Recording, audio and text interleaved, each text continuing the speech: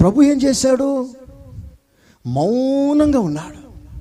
కారణం ఏంటంటే, వాళ్ళు ఎంత రెచ్చగొట్టినా, వాళ్ళు ఎంత బయటికి లాగి ప్రయత్నం చేసినా, ఎన్ని నేరాలు మోపినా, నిందలు అవమానాలు మోపినా మౌనంగా ఉన్నాడు. ఎందుకు మౌనంగా ఉన్నాడంటే, ఒక సమయం వస్తుంది, ఒక సమయం వస్తుంది.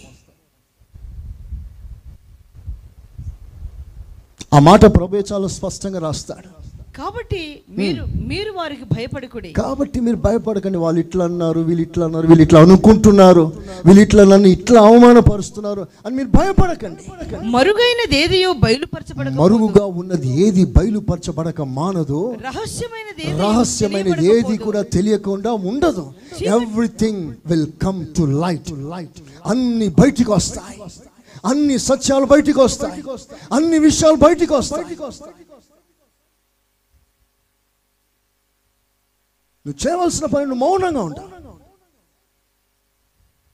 ఒక రోజున ఏ నోరు నిన్ను అవమానపరిచిందో అదే నోటితో దగ్గర నిన్ను దేవుడు ఘనపరుస్తాడు. అందరూ ఆమేనన్నారా? హల్లెలూయా. ఒకరోజు సిలువలో ప్రభు వేలాడుతుంటే కొంతమంది ఏమన్నారో తెలుసా? నువ్వు నిజంగా దేవుని కుమారుడు అయితే దిగిరా, అప్పుడు నమ్ముతా, దిగిరావయ్యా అన్నారు. అలా దిగిరా అని ప్రభుని టెంప్ట్ చేసినప్పుడు, ప్రభు ఆవేశాన్ని రేపుతున్నప్పుడు ప్రభు రేగిపోలే. ఇప్పుడు చూడరా చూపిస్తానని దిగొచ్చేయలే, మౌనంగా ఉన్నాడు.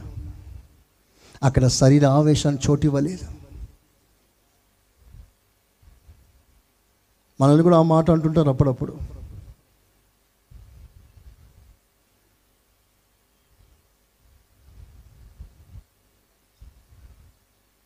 ఒక బూతు చెప్పి మనల్ని బయటికి లాగే ప్రయత్నం చేస్తారు.